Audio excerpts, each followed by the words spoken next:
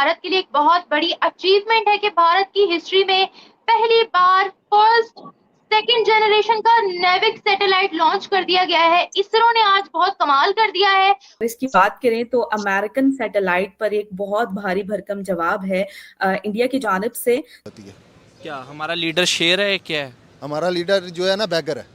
Simple is that. India ने यानी कि इंडिया की इसरो ने एक बहुत बड़ी अचीवमेंट हासिल की है। सबसे पहले तो मैं इसरो को कंग्रेचुलेशन कहूंगी कि उन्होंने आज ही के दिन यानी कि इसरो ने नाविक नेविगेशन सैटेलाइट को लॉन्च किया है और GSLV के थ्रू इन्होंने लॉन्च किया है। नमस्कार दोस्तों, आप सभी दर्शकों का हमारे YouTube चैनल SK7 रिपोर्टर में स्वागत है। दोस्तों, इसरो ने सोमवार 29 मई को GPS यानी नेविगेशन सेवाओं को बढ़ाने के लिए नई पीढ़ी की सैटेलाइट नाविक को लॉन्च किया। श्रीहरिकोटा के सतीश धवन स्पेस सेंटर से लॉन्च किए गए GSLV F-12 रॉकेट पर NVS-01 सैटेलाइट को लगाया गया था। NVS-01 के जरिए भारत का नेविगेशन सिस्टम और मजबूत होगा। इसके साथ ही देश की सीमाओं पर निगरानी में मदद मिलेगी। इस सैटेलाइट को सफलतापूर्वक अंतरिक्ष में स्थापित कर चीन और पाकिस्तान के साथ अमेरिका को करारा जवाब दिया गया। तो चलिए दोस्तों, वीडियो की तरफ चलते हैं और देखते हैं कि पाक आवाम के क्या रिएक्शन है। आज इंडिया जो हमारी नेबर कंट्री है उनका एक इसरो प्रोग्राम है स्पेस से रिलेटेड। उन्होंने आज नेविगेशन के हवाले से एक नई सैटेलाइट जो है वो लॉन्च की है जो कि इन्हांस करेगी मतलब नेविगेशन सिस्टम को पूरी कंट्री के अंदर। बहैसियत पाकिस्तानी किस तरीके से देखते हैं, अप्रिशिएट करना चाहेंगे? सर बिल्कुल अप्रिशिएट करेंगे उनको, क्योंकि उन्होंने उस पर काम किया है। उनकी टेक्नोलॉजी हमसे बहुत आगे है। हम उनको कहें कि जी वो हमारे क्या कहते हैं, हम उनके क्या कहते हैं ना, एक पंजाबी में लफ्ज़ होता है पास को भी नहीं है, उनके पास भी नहीं है। वो हमसे बहुत आगे हैं, हमसे 50 साल 100 साल आगे हैं टेक्नोलॉजी वाइज भी, हर पॉलिटिक्स वाइज भी, हर चीज़ वाइज हमसे आगे हैं।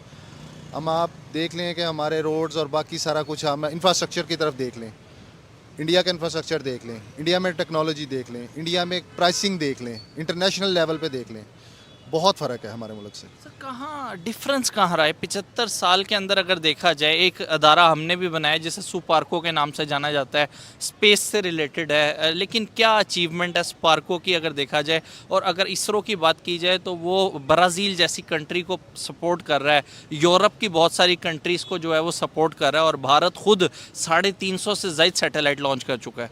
सर इसमें आप ये देखें कि जी आपने रिज़र्व देख लें, एक एग्जांपल दे रहा हूँ, रिज़र्व्स आपके पास अपने बजट के लिए रिज़र्व नहीं है, आपके बजट के लिए रिज़र्व नहीं है, लेकिन इंडिया के पास अराउंड 550 के अराउंड अबाउट 550 बिलियंस डॉलर्स के अराउंड अबाउट उनके पास जो है रिज़र्व्स हैं।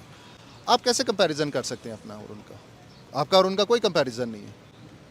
आप सिंपल इज़ दैट, आपकी जो पॉलिटिकल लीडरशिप है, ठीक है, वो नहीं सीधी हो रही।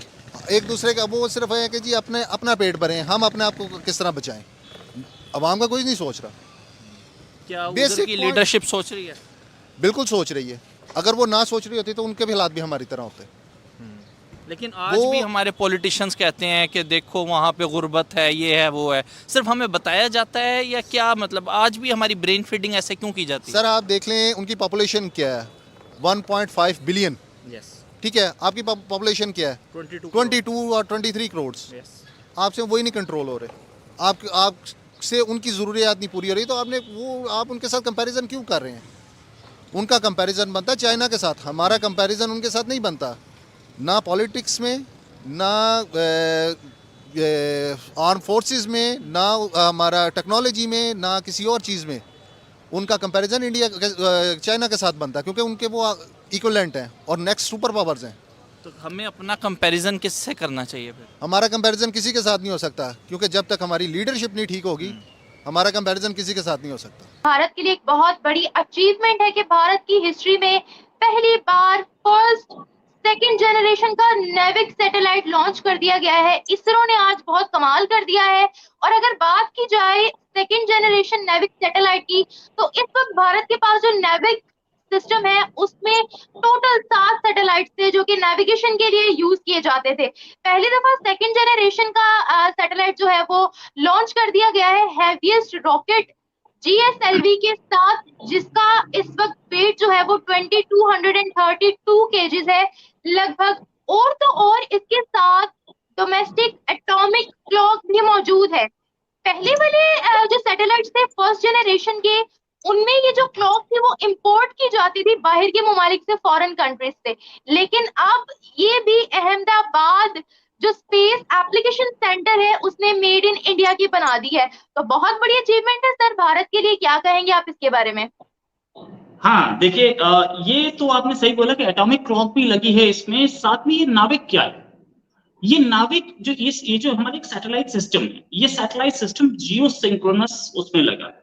जियो सिंक्रोनस मतलब अर्थ की मूवमेंट के साथ वो सिंक्रोनाइज कर, और ये सैटेलाइट एक हाइट पे हमने लगाया ताकि वो हमारे नेविगेशन सिस्टम को सपोर्ट करे। अब नेविगेशन सिस्टम क्या है?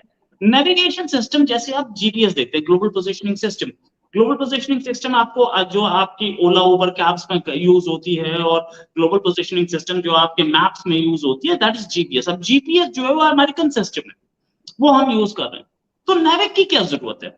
आज जो इसरो ने काम किया है, बहुत बढ़िया काम किया है। आपने जैसे पहले ही बताया कि 7 सैटेलाइट थे हमारे पहले से, फर्स्ट जनरेशन के, उसमें से 3 काम नहीं कर रहे थे, तो हमें एक रिप्लेसमेंट भेजना था, और रिप्लेसमेंट भेजने के लिए हम लोगों ने सेकंड जनरेशन भेज दिया। अभी हम लोग सेकंड जनरेशन में भी 5 के आसपास भेजेंगे, शायद उससे ज्यादा है थोड़े। ये जो जीपीएस अगर है हमारे पास, तो हम नेविक की क्या जरूरत है?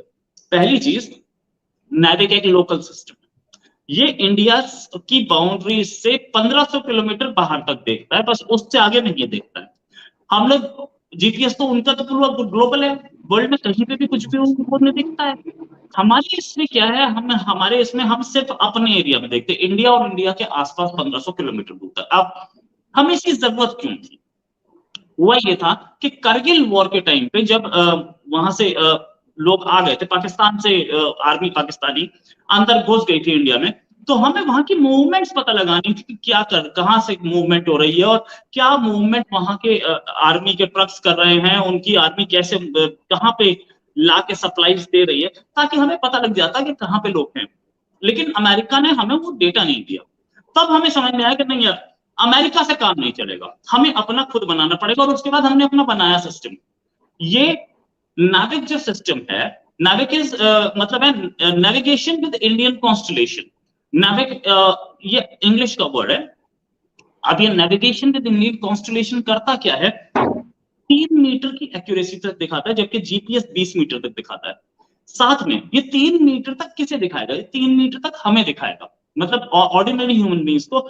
डिफेंस वाले को हाफ अ मीटर, आधा मीटर की एक्यूरेसी तक दिखाएगा, क्योंकि उनको जरूरत पड़ती है। इससे पहले जितने भी नेविगेशन सिस्टम्स वर्ल्ड में अवेलेबल हैं, वो 3 हैं। एक अमेरिका का जीपीएस, दूसरा रशिया का ग्लोनास, और एक और है यूरोपियन यूनियन का गैलीलियो, और एक चौथा है चाइना का बैलियो। अब ये जो 3 नहीं 4 हैं। रशिया का ग्लोनास जो है वो हम यूज नहीं करते हैं, यूरोपियन यूनियन का जो गैलीलियो है हम वो यूज नहीं करते हैं। इसलिए हम लोगों ने अपना बनाया कि हमारे अपना, इन सब से हम क्या करेंगे। चाइना वाला तो हम यूज बिल्कुल नहीं कर सकते थे, सच बात तो यह है कि हमारा कोई वो नहीं है।